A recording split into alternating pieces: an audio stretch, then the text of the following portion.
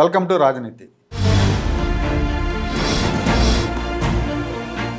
ఆంధ్రప్రదేశ్ రాష్ట్రంలో కూటమి ప్రభుత్వం అధికారంలోకి వచ్చాక ఈ రాష్ట్రంలో పారిశ్రామిక అభివృద్ధికి సూచనలు, సలహాలు, ప్రణాళికలు రూపొందించేందుకు ఒక టాస్క్ ఫోర్స్ ఏర్పాటు చేయాలని నిర్ణయించారు. ఈ టాస్క్ ఫోర్స్లో దేశంలో ప్రముఖ పారిశ్రామికవేత్తలు, వివిధ రంగాల్లో నిపుణులైన వారికి చోటు కల్పిస్తారు. వీళ్ళు గైడ్ చేస్తారు. దీనికి చైర్మన్గా చంద్రబాబు నాయుడు గారు ఉంటారు, ముఖ్యమంత్రి. అట్లాగే కో చైర్మన్గా టాటా గ్రూప్ చైర్మన్ చంద్రశేఖరన్ వ్యవహరిస్తారు. ఈ టాస్క్ ఫోర్స్ ఏం చేస్తుందంటే విజన్ 2047 లక్ష్యాల సాధనకు ప్రతిపాదనలు రూపొందిస్తుంది, గైడ్ చేస్తుంది. దీనికోసం ప్రత్యేకంగా ప్రణాళికలు కూడా రచిస్తుంది. ఈ టాస్క్ ఫోర్స్ గురించి చర్చించేందుకు టాటా గ్రూప్ చైర్మన్ చంద్రశేఖరన్ అమరావతికి వచ్చారు. చంద్రబాబు నాయుడు గారితో చర్చలు జరిపారు. ఆంధ్రప్రదేశ్లో భారీగా పెట్టుబడులు పెడతామని ఆయన హామీ ఇచ్చారు. అంటే వాళ్ళు దాదాపు ప్రపంచవ్యాప్తంగా పెట్టే పెట్టుబడుల్లో 70% దేశంలో పెడతాం, అందులో కూడా ఎక్కువ శాతం ఆంధ్రప్రదేశ్లోనే పెడతామని చెప్పి ఆయన హామీ ఇచ్చారు చంద్రబాబు నాయుడు గారికి. ఆంధ్రప్రదేశ్లో అమరావతిలో అట్లాగే విశాఖపట్నంలో పెట్టుబడులు పెడతా ఉన్నారు. విశాఖపట్నంలో అయితే టీసీఎస్ డెవలప్మెంట్ సెంటర్ని కూడా ఏర్పాటు చేస్తామని చెప్పారు. ఈ సందర్భంగా చంద్రశేఖరన్ గారిని రాష్ట్ర ఎడ్యుకేషన్, ఐటీ మినిస్టర్ లోకేష్ గారు కూడా కలిసి ఆంధ్రప్రదేశ్లో పెట్టుబడులకున్న అవకాశాలు, పెట్టుబడులు పెట్టడానికి అవకాశం ఉన్న రంగాలు, వీటన్నిటి గురించి కూడా లోకేష్ వివరించారు. ఐటీ, టెలికాం, ఆహార శుద్ధి, ఫుడ్ ప్రాసెసింగ్ రంగాల్లో పెట్టుబడులు పెట్టాలని ఆయన అడిగితే చంద్రశేఖరన్ గారు పూర్తి స్థాయి ప్రతిపాదనలతో మళ్ళీ వస్తాం, ఆంధ్రప్రదేశ్లో ఖచ్చితంగా పెట్టుబడులు పెడతామని హామీ ఇచ్చారు. ఆ సమావేశం తర్వాత లోకేష్ గారు చంద్రశేఖరన్ను గన్నవరం విమానాశ్రయం దాకా వెళ్ళి సాగనంపారు. ఇది లోకేష్, చంద్రబాబుల సంస్కారం. ఒక పెద్ద మనిషి ఆంధ్రప్రదేశ్కి వస్తే ఆయన రిసీవ్ చేసుకోవడం దగ్గర నుంచి మళ్ళీ తిరిగి వెళ్ళే వరకు సెండ్ ఆఫ్ ఇవ్వటం అనేది చాలాసార్లు మంత్రులు వెళ్ళడాల.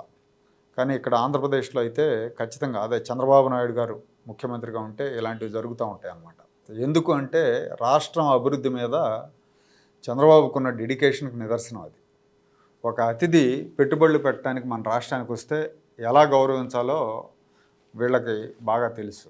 అదే జగన్మోహన్ రెడ్డి అయితే ప్యాలెస్ దాటి బయటికి రాడు. ఆయన ప్యాలెస్లోకి వెళ్ళి ఆయన కలవాలి, అక్కడి నుంచి ఒంటరిగా బయటికి రావాల్సిందే, కానీ ఆయన అయితే బయటికి రాడు.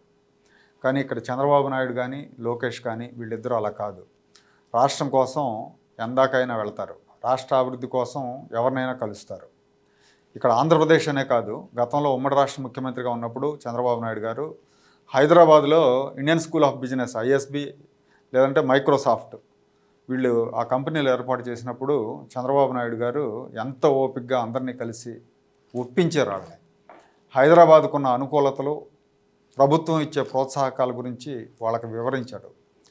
నిజానికి బెంగళూరులో పెట్టాలనుకున్నారు ఐఎస్బి. అలాంటి బెంగళూరులో పెట్టాలనుకున్న ఐఎస్బి ప్రతినిధులు హైదరాబాద్లో ఇది పెట్టారంటే, ఐఎస్బిని ఏర్పాటు చేశారంటే కేవలం చంద్రబాబు నాయుడు గారు చూపించిన శ్రద్ధ వల్లే అని ఆ తర్వాత ఐఎస్బి ప్రతినిధులు చాలాసార్లు చెప్పారు. అలాగే రాష్ట్ర విభజన తర్వాత హెచ్సిఎల్ కంపెనీ అధినేత శివనాడార్, ఆయన ఒకసారి వచ్చారు ఆంధ్రప్రదేశ్కి, విజయవాడకు వచ్చారు. శివనాడార్, ఆయన కుమార్తె రోషిని నాడార్, వీళ్ళు వచ్చినప్పుడు చంద్రబాబు నాయుడు గారు వీళ్ళని ఆహ్వానించారు సాదరంగా. లోకేష్ అయితే ఇంటి బయటికి వెళ్ళి వాళ్ళని ఆహ్వానించి ఇంట్లోకి తీసుకొచ్చారు, సాదర స్వాగతం పలికారు. ఆ తర్వాత వాళ్ళు విజయవాడలో, అమరావతిలో హెచ్సిఎల్ క్యాంపస్లు పెట్టడానికి అంగీకరించారు. విజయవాడలో అయితే వెంటనే ప్రారంభించారు కార్యాలయాన్ని. ఇప్పుడు అక్కడ విజయవాడ హెచ్సిఎల్ క్యాంపస్లో 4,000 మంది ఉద్యోగాలు చేస్తూ ఉన్నారు. ఈ 4,000 మందిలో 1,700 మంది మహిళా ఉద్యోగులు. వీళ్ళంతా కూడా దాదాపు 300 మంది ఆ ప్రాంతానికి చెందిన వాళ్ళు, విజయవాడ పరిసర ప్రాంతాలకు చెందిన వాళ్ళు. చాలా అనుకూలంగా ఉంది వాళ్ళకి అక్కడ ఉద్యోగాలు చేయటం. అలాగే ఆ తర్వాత గన్నవరం క్యాంపస్ తర్వాత అమరావతిలో 500 కోట్లతో 10,000 మందికి ఉద్యోగాలు కల్పించే గ్లోబల్ ఐటీ డెవలప్మెంట్ సెంటర్ ఒకదాన్ని ఏర్పాటు చేయాలని ఒప్పందం కూడా చేసుకున్నారు చంద్రబాబు నాయుడు గారితో. కాకపోతే ఆ తర్వాత ప్రభుత్వం మారింది. ప్రభుత్వం మారడంతో వాళ్ళ ప్రతిపాదన మీద పెండింగ్లో పెట్టేశారు. ఆ సందర్భంగా అప్పుడు తిరుగు ప్రయాణంలో చంద్రబాబు నాయుడు గారు ముఖ్యమంత్రి హోదాలో ఉన్నప్పటికీ శివనాడార్ని విజయవాడ విమానాశ్రయం, గన్నవరం విమానాశ్రయంలో స్వయంగా దింపారు. ఆయన తీసుకెళ్లి కారులో దింపారు. అచ్చరు చెందాడు ఆయన, ఆశ్చర్యపోయాడు.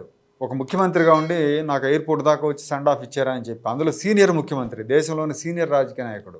ఆ ఇంపాక్టే ఆయన అన్నిటికి కూడా వెంటనే గన్నవరంలో ప్రారంభించడం కానీ లేదంటే అమరావతిలో ప్రారంభించడానికి చర్యలు తీసుకోవడం కానీ జరిగింది. సరే తర్వాత ఎట్లాగో ఈ జగన్మోహన్ రెడ్డి వచ్చి మొత్తం అంతా స్పాయిల్ చేశాడు అనుకోండి.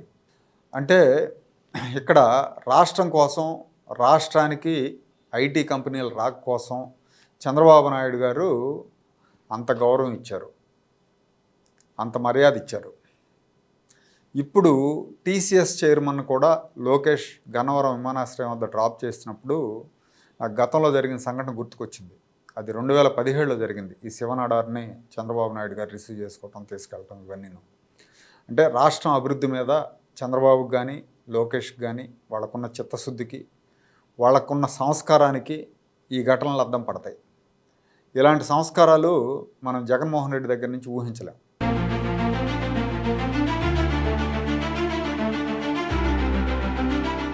Like, share and subscribe to Rajaniti channel.